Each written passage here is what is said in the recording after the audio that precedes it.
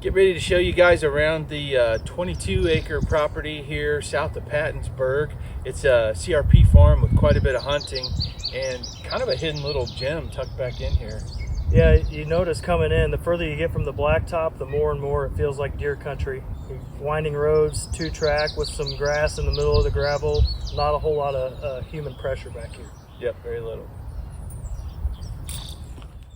When you first see the aerial of this property, it looks like a gun hunter's dream, and it actually really is. It sets up between two big blocks of timber and food on several sides, so there's a lot of movement through here during gun season, but it's kind of a sleeper for bow hunting too. Yeah, you get here and there's a little bit of terrain and also these fingers of timber, and with the little coves of the timber, a little bit of diversity, edges, a bow hunter could really have some success. Easy access close to a couple roads and edges too, so you don't have to get into the center of the property to have some good bow hunting.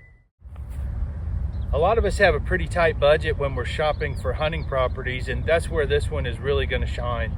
It's about 22 acres, 22 taxable acres, and he's only asking $120,000, and with $2,540 a year in CRP income to go with it, that's a heck of a bargain for a hunting property. And part of the reason it's discounted, you can probably see the cell tower behind me.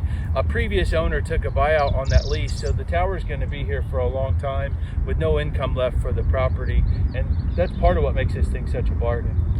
Yep, it's affordable, and another highlight about it is that there's every kind of cover and resource around. We've got crops on either side, we've got pasture nearby.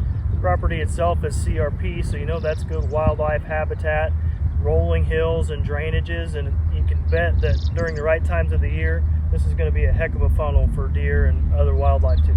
You bet. Yeah, it's an oasis of cover, and there's a lot of forbs here in this CRP mix too, so there's even going to be some food here hidden in the cover. There's a little pond over there, there's a creek on the property to the south, so really everything a deer needs is right here in this little neighborhood. And there's an area of high deer density. I hunt not too far from here. I've sold this property before, I know this neighborhood really well. There are a lot of deer right here on this farm. You can probably see behind me that the farm is currently in some active management, and the reason for that is it was re-enrolled in a CRP program that's CP38E. It's a bobwhite quail program. It allows for more of a diversity in forbs as compared to warm season grasses that you typically see in the CRP. Yeah, I think there were over 20 different seed types in the mix that was planted here. There are some bunch grasses, native warm season grasses, if you will, and forbs. And this program, what's cool about it is specifically to benefit wildlife, especially bobwhite quail. Deer are going to love it here too. So this patch we're standing in right here is actually set aside for a food plot. That's part of the program. Behind us you can see some taller areas. That's going to be the more standard mix with the bunch grasses and forbs, and I don't know if the camera's going to pick it up, but there are also some brush patches set aside in here, so that way you have everything from a little bit of open ground food plot, some thicker areas for brooding cover and bedding cover, and then some really thick stuff with some elevated cover to really give the quail, deer, turkeys, everything else a place to hide. Pretty cool mix if you're into wildlife, and it pays really well too, like we mentioned before. Over $2,500 a year in income on 22 acres is pretty solid. Yeah.